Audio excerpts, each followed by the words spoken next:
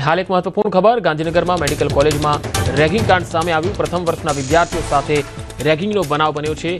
Senior विद्यार्थीओए मस्करी करी अने अपमानित कर्या होवानी वात सामे आवी छे। प्रथम वर्षना विद्यार्थीओए आ अंगे लेखितमां फरियाद पण करी छे। 14 विद्यार्थीओने होस्टेलमांथी रेस्टिकेट करवामां आव्या छे। कॉलेज सत्ताधीशोए दाखलारूप कामगीरी करी छे। गांधीनगर मेडिकल कॉलेज में रेगिंग कांड सामे आव्यो छे। प्रथम वर्षना विद्यार्थीओ साथे रेगिंग करवामां आवी अने आ पण सीनियर विद्यार्थीओए मस्करी करी अने अपमानित कर्या। आ ए सीनियर विद्यार्थीओ छे जेओ आगळ जईने डॉक्टर के अन्य मेडिकल क्षेत्रमां जवाना छे अने तेमनी आवी हरकत भणवाना समये अभ्यासना समये जोवा मळी रही छे। 14 विद्यार्थीओने होस्टेलमांथी रेस्टिकेट करवामां आव्या छे। कॉलेज सत्ताधीशोए दाखलारूप कामगीरी करी छे। आवा बनावोने रोकवा माटे लगातार नियमो अने कानून कड़क करवामां आव्या होय छे, छतां पण आवा विद्यार्थीओ जे छे ए सीनियोरिटीना नामे जूनियर विद्यार्थीओ पर दमदाटी करता होय छे, दादागिरी करता होय छे, रेगिंग करता होय छे, तेमने अपमानित करता होय छे। त्यारे आवा विद्यार्थीओ सामे कड़कमां कड़क पगलां भरवामां आवे अने तेमने आगळ अभ्यासथी रोकवामां आवे ए पण खूब जरूरी छे। વધુ માહિતી મેળવીએ ગાંધીનગરથી સંવાદદાતા ગીતા મહેતા મારી સાથે જોડાયા છે। ગીતા, આ સમગ્ર કાંડ જે રેગિંગ કાંડ સામે આવ્યો છે, હાલ શું કાર્યવાહી થઈ રહી છે, કેટલા વિદ્યાર્થીઓ સામેલ હતા?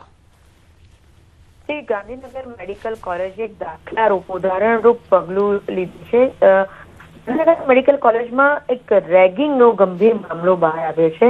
પ્રથમ વર્ષના વિદ્યાર્થીઓએ ઇન્ટ્રોડક્શનના નામે મશ્કરી અને અપમાન થતું હોવાની લેખિતમાં ફરિયાદ કોલેજના જે ઉપરીઓ હતા તેને કરી હતી। ફરિયાદના આધારે થયેલી તપાસમાં સેકન્ડ અને થર્ડ યરના 14 વિદ્યાર્થીઓ રેગિંગમાં સંડોવાયેલા હોવાનો ખુલાસો થયો હતો અને કોલેજના સત્તાધીશોએ તાત્કાલિક પગલાં લઈને તમામ 14 વિદ્યાર્થીઓને 6 મહિનાથી લઈને 2 વર્ષ સુધી હોસ્ટેલમાંથી રેસ્ટિકેટ કરી દીધા છે।